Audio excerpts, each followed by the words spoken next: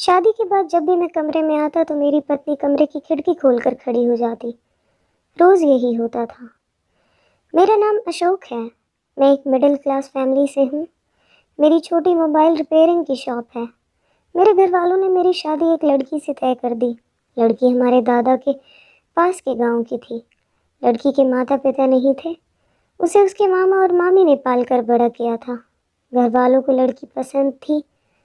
मैंने शुरुआत में टालने की कोशिश की। मुझे इस बात से थोड़ा एतराज़ था कि वो लड़की गांव की है, लेकिन मेरे घर वालों के आगे मेरी नहीं चली। मेरी शादी उसी से होना तय हो गई।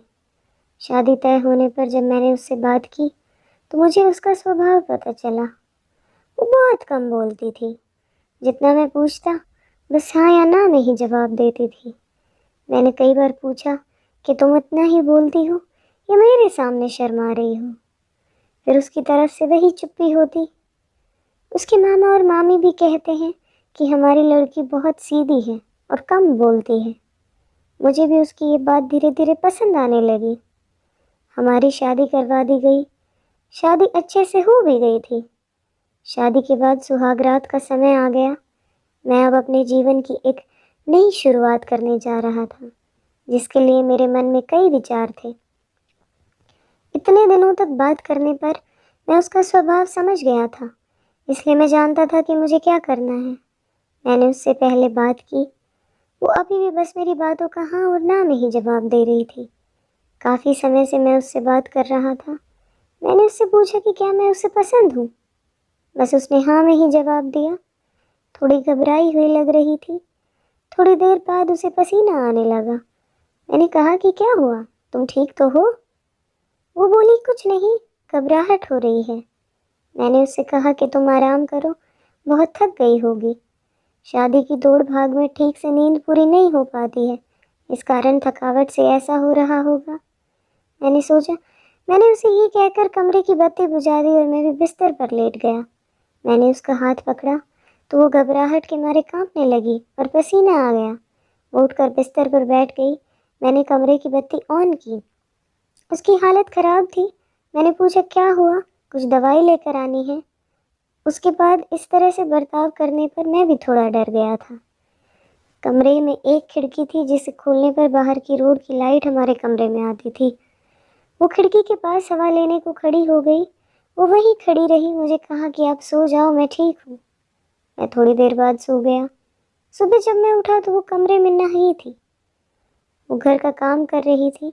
उसकी तबीयत अब अच्छी लग रही थी, इसलिए मैंने फिर रात की बात का जिक्र नहीं किया। अगली रात फिर से मैं कमरे में गया तो उसने पहले ही खिड़की को खोल रखा था। मैंने उससे पूछा अब ठीक हो? उसने सिर्फ सर हिलाकर जवाब दिया।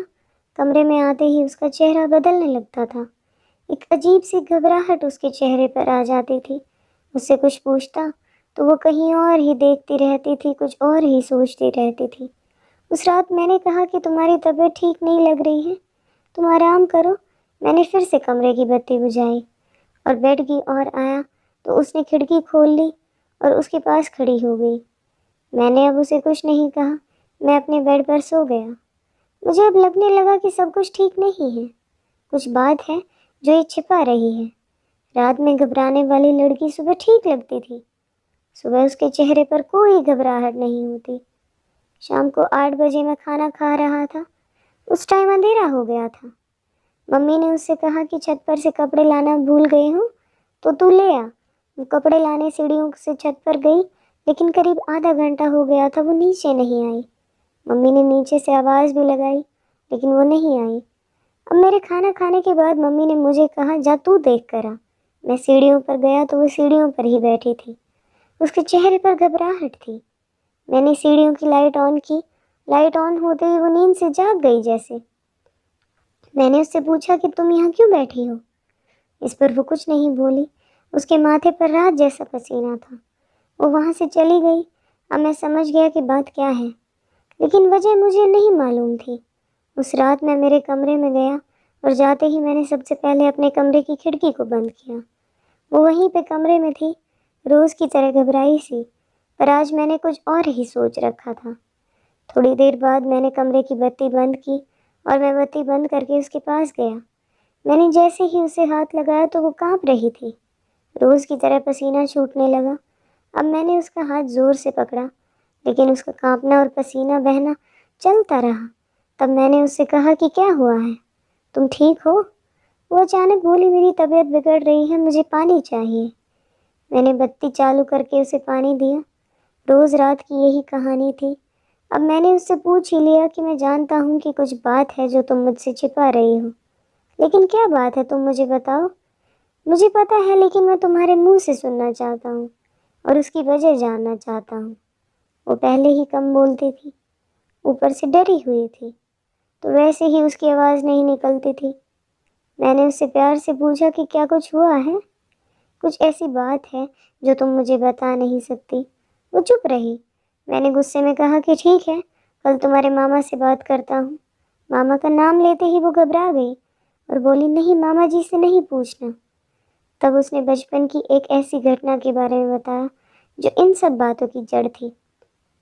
उसने कहा कि मेरे मम्मी पापा के मरने के बाद मैं मामा के यहाँ पली बड़ी हूँ। मेरा भाई और हम एक दिन बचपन में खेल रहे थे और खेलते वक्त मैं हमारे घर में कबाड़ में छिप गई। मेरे भाई और मामी को ये पता नहीं था। उसी समय जब भाई बाहर दौड़ा मुझे ढूंढने के लिए, तो वो गिर गया। मामी उसे लेकर पास के अस्पताल गई। उसका पैर टूट गया था।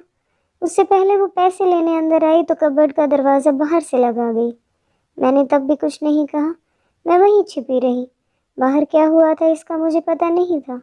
थोड़ी देर बाद जब मुझे घबराहट हुई तो मैंने बाहर आना चाहा, लेकिन दरवाज़ा बाहर से बंद था। मैंने बहुत कोशिश की, चिल्लाई, लेकिन घर में कोई था ही नहीं। मैं बहुत डर गई और उन्हें आने में करीब 3 घंटे लग गए। मैं उस कबर्ड में 3 घंटे बंद थी। उसके बाद उनके आने के बाद भी मैं उन्हें कहीं नहीं दिखी तो मामी मुझे ढूंढने लगी। अब मैं अंदर पसीने और घबराहट के मारे बेहाल थी। मामी की आवाज़ पर मैंने फिर से ज़ोर ज़ोर से दरवाज़ा बजाया तो मामी ने मुझे बाहर निकाला। मैं जब बाहर निकली तो कांप रही थी। मुझे लगने लगा था कि मैं उस कबर्ड से बाहर ही नहीं आऊँगी। आज भी अंधेरा मुझे उस दिन की तरह डराता है। वो कबर्ड पुराना था, इसलिए कहीं कहीं से थोड़ा टूटा था, जिससे मुझे सांस लेने में कोई प्रॉब्लम नहीं हो रही थी। बाहर क्या हुआ इसका मुझे पता नहीं था। मैं जब बाहर आई तो मुझे पता चला कि मैं इतने समय तक अंदर क्यों बंद थी। उस दिन से मुझे अंधेरे से डर लगता है। मुझे पसीना और घबराहट होने लगती है। मामी ने ये बात मामा को नहीं बताई थी, नहीं तो वो मुझे और भाई दोनों को पीटते। मुझे नहीं पता कि कब तक मुझे ये बात परेशान करेगी, लेकिन मामी को ये पता है, इसलिए वो मेरा ध्यान रखती है। ये सब सुनने के बाद मैंने कहा कि ये बात तुम पहले भी बता सकती थी। मेरी पत्नी बहुत ही सीधी थी और इस घटना के बाद शायद वो और भी डर गई थी। उसे लग रहा था कि उसकी ये परेशानी मैं समझूंगा या नहीं। कहीं मैं इस बात का मुद्दा ना बना लूं कि शादी से पहले हमें क्यों नहीं बताया गया, इसीलिए वो छिपा रही थी। अब मैंने उसे फिर प्यार से समझाया कि उस समय जो हुआ उससे उसे बाहर निकलना होगा। उसके अंदर के डर से हम दोनों मिलकर लड़ेंगे। मुझे पता है ये सब बोलना आसान है, करना मुश्किल है, लेकिन मुझे पता है कि वो कर सकती है। अब इस कमरे की बत्ती तब तक बंद नहीं होगी जब तक तुम उसे बंद ना करो, चाहे इसके लिए मुझे पूरी उम्र क्यों न लग जाए। मैंने पहली बार उसके चेहरे पर वो मुस्कान देखी थी। लग रहा था कि उसका कोई बोझ उतर गया है। अंधेरा अब मेरे होते उसे डरा नहीं सकता। मैं उसका हाथ पकड़े रहता हूँ। धीरे धीरे मैं उसके इस डर को निकालने की कोशिश कर रहा हूँ और बहुत हद तक मैं सफल भी हो रहा हूँ। ऐसी कोई भी बात नहीं है जो हल नहीं हो सकती।